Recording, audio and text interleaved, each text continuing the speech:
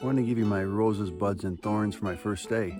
Rose, I'm out here. Mid-60s, I'm old, and I'm able to do 10 miles a day. Could do more probably.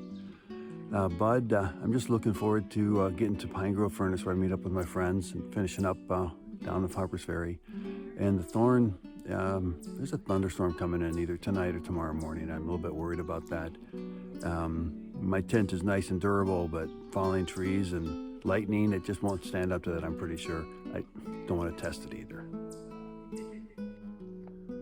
People want to see the bears and other animals out here, and that's great, but you may not see them. We make a lot of noise as people walking through their world.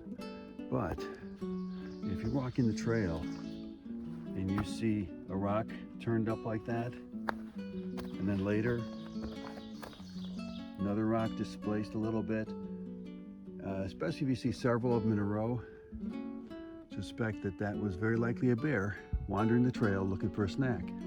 They move the rocks out of the way and don't put them back. I wonder.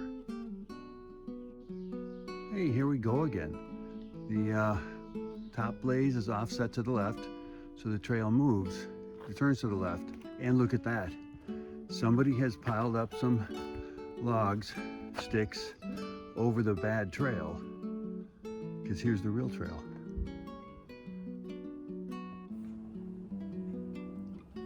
Hi, this is John's dad jumping in from the future. While I was preparing today's video, I realized I didn't record a lot about what was going on in my head and what my plans were while I was going into Wind Gap. I did end up taking a 0 there. The forecast was for some horrendous all day long thunderstorms. 60-70% thunderstorms all day long. And so because of that, I decided to at least take a Nero. I eventually took a 0, where I actually spent 2 nights there.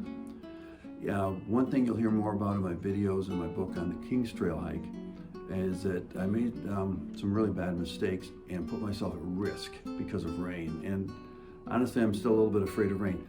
Put me out in 0-degree temperatures, minus 15 Celsius. I'm good to go. I have no fears. I know the equipment. I know what to do. In rain, I scared myself. I got cold and wet on the King's Trail, and I thought for sure I was going to get hypothermia, and I'm all by myself in the mountains. So thunderstorm forecast actually spooked me a lot more than it should have. And I ran for shelter at the Gateway Motel in Wind Gap. Now the reviews for the Gateway Motel, unfortunately, they're accurate. In Far Out, they're accurate. Other places I looked just to see if there's comparisons, it was accurate, and it matched my experience. It's an expensive $100 a night dive hotel. The rooms aren't very clean. In my room, there was a big mark of blood. I don't know if it's a mosquito that somebody smashed on the wall. I'm not sure. It had been there for a long time. The toilet ran constantly unless you turned the valve on and off. It just was not a place you want to take your family.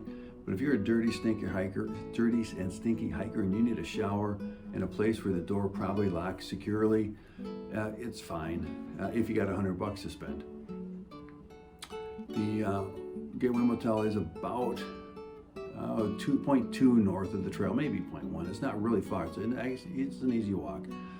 The shoulder's wide enough on the road. I thought it was fairly safe. I mean, you're walking along a major road, so watch where you're going. It's about 1 mile north of the first resupply. There's a Turkey Hill gas station with some resupply stuff, not a lot. If you want to get to real businesses, it's 1.7 or maybe 2 miles from the trail. And so you got to decide if you want to take a dive into Wind Gap or not.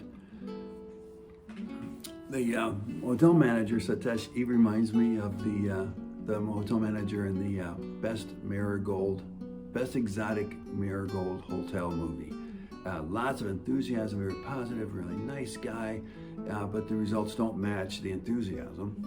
He's very religious. He had me take his prayer book and opened it up. I opened it up to some random page, and he went on for several minutes on how that passage actually relates to hikers.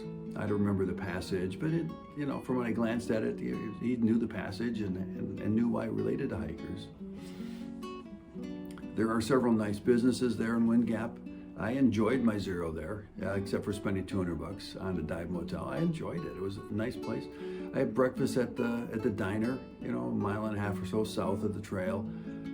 Had an omelet with cheese in it. Cheese is good. Had lunch at the Scorecard Sports Bar. People were nice. The food was great. Huge serving. I'll put a clip in here in a minute. Had dinner at Detsy's Tavern, and its reviews are accurate as well. It's a fantastic place, decent price. I thought. I liked the food I had, and I had some ice cream at Sweet Nanny's. So you can always have ice cream. Ice cream's good everywhere. And the lady in there, I don't know if she was nanny or not. She was out back talking with her friends and wandered in to take care of me. And it was air conditioned, so that was nice. So if you're going to spend some time in Wind Gap, I'd recommend it.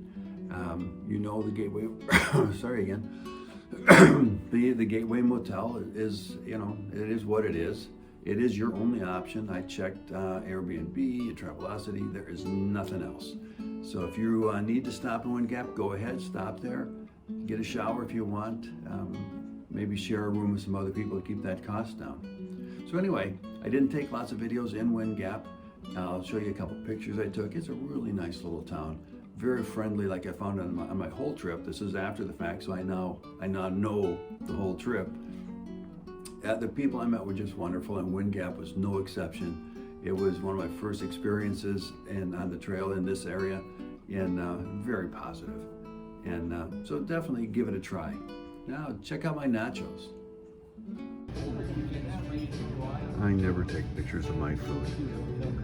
I can't help. This is a small order of nachos at the Scorecard Sports Bar in Wind Gap. It's small. I'm going to be full.